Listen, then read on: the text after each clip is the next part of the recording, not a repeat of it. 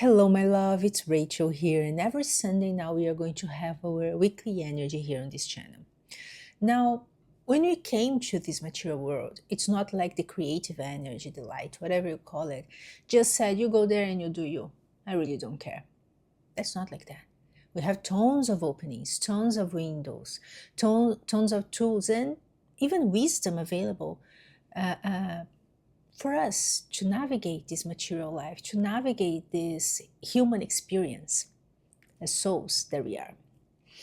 And the idea with these energies is that it's going to bring us some kind of consciousness, some kind of awareness to our daily experiences, so that we can take advantage of them for our growth, for our personal growth, and we can start understanding that pain is not optional. Here in this material world, pain is a reality, but suffering is optional.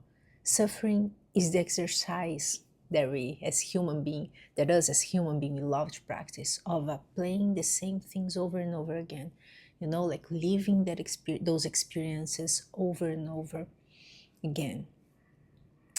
And when it comes to this week, the aspect of this energy that I would like to talk to you about and share about, and that I am personally working with, is the idea of reincarnation. The idea that we are here living this experience and things are happening. And when things happen to us, and we are there doing our best, being good people, it's easy sometimes to say like, okay, what's going on? I'm doing everything I can. I'm being the best I can. And that's still not enough.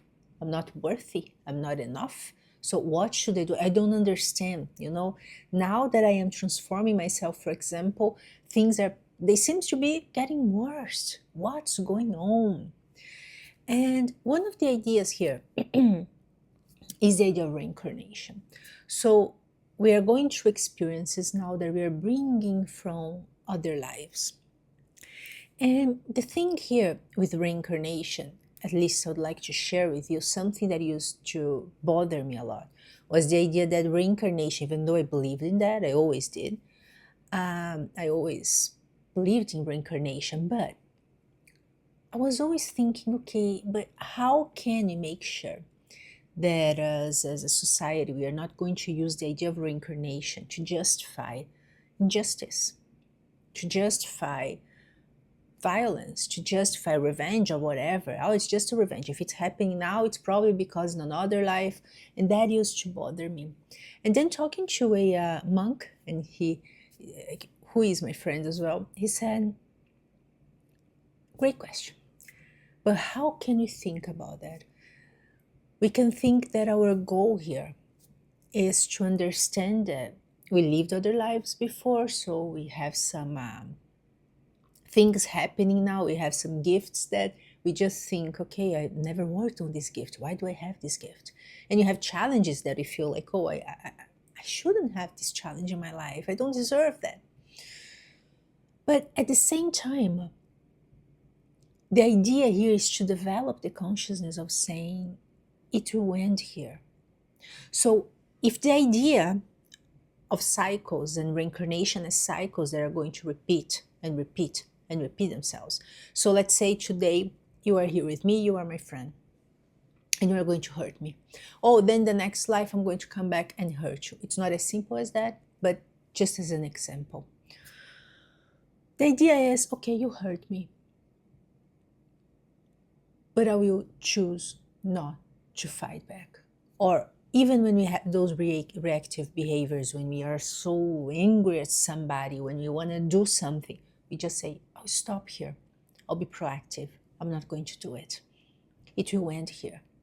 So that's one of those exercises that our consciousness is going to help us to practice when it comes to reincarnation. And another thing that I like to share is about mercy and judgment. So it said that we have the idea of judgment and mercy. So when it comes to mercy, it's this idea that I'm going to do something today that it's not that nice. you know, then we don't see the consequences of that act right away. So I'm going to do something today as well that is great, but I'm not going to see the consequences right away. Why? Because of mercy. So I did something good now, and am I able to just do that because that's who I am or who I want to become? And then I'm going to see the results in the future. So I did something bad today, and the consequences, they don't come right away. To give me the opportunity to transform, and when that action comes back to me, I am transformed. So what was supposed to be a huge tsunami, maybe it's going to be just a wave that we can jump, maybe. And then when it comes to judgment, judgment is when things, they start happening quicker. So you do something bad, and you'll see the results like right away. So at the same time that will eventually happen to us as human beings, that's something that happens to us individually or personally as we are evolving on our spiritual path. So as we are climbing what we call the tree of life, we are expanding our consciousness. It's not about comparing, like if my consciousness is more expanded than yours. It's not about that. It is a personal work, a personal process, let's say. So the more we are climbing that tree, the more responsibility we have. The more light we are being able to access, the more responsibility we are going to have. So judgment starts showing up. We do something good, and not much longer. It doesn't take that much time to see the results of something good that I did. I did something bad. Same thing. So that's the exercise, and that's the invitation for this week. To start paying attention at things that happen in your life. Another thing that I learned one day from a mentor, and that I think that is very interesting, he used to say that for every time we lose something, we are going to gain 18 things. So for everything huge that you lost in your life, take your time to list 18 things that were great, that you were able to conquer, to accomplish, blessings. It's not something, of course, that is going to happen in a second. Something bad happened to me, and the 18 things that were here, maybe it happens, but in 1 month, 6 months, 1 year. No, it's about wisdom. Come back in time, and you're going to find out how for everything, one thing, every time you lost one thing, or every time that something happened to you that felt like a loss, or something that wasn't fair, something that was not good at all, you're going to find 18 consequences. Then we are going to be asking, are you willing to face one challenge? Are you willing to lose one thing? If that is going to expand your vessel so that you can receive even more? That's the question of our lives, right? And I'm going to tell you, the more we live like this, the more we say, yes, I'm willing to lose one thing, if that is going to expand my vessel. Because in the end of the day, we don't know everything that we are meant to receive in this life. We have no idea, right? So let's go here. Here I have the Shine Your Light Oracle, I think, by Rebecca Campbell. Work Your Light by Rebecca Campbell. And let's see. Let's ask for a message here for us as a community. So it's something specific for us here in this channel. Let's understand the messages we are going to have here.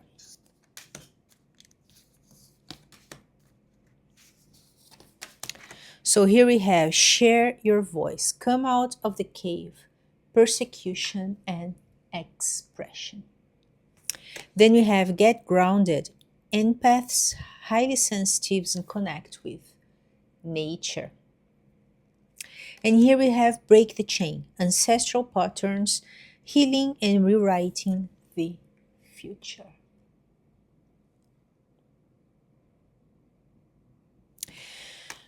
So we are being invited this week to be brave enough to share whatever we believe, whatever we think that makes sense, whatever we think that is meaningful. And I like when I see this get grounded, because I've been doing so many readings and I have been accessing this energy for our community, this energy of these highly sensitive people, of these empaths, of these healers, that not necessarily, you don't necessarily have to work with that. That doesn't necessarily has to be your career, but it's something that is inside you, something that you are. And then when you have here the break the chain, rewriting the future, it has everything to do with the energy of this week. Everything that I just told you. So we're being invited here to use our ability to speak up, to share, even if sometimes we may be feeling like our voice is not being heard, or is not worthy enough, or that is just it's useless, or even the fear of judgment. That's something that we are living a lot now, like a lot, right? I've seen many clients and students coming to me with that fear of judgment. And get grounded, connect with nature and ancestrals as well, ancestral patterns here. So we are being called to come back to nature. And when I think about nature, that's one thing that is interesting.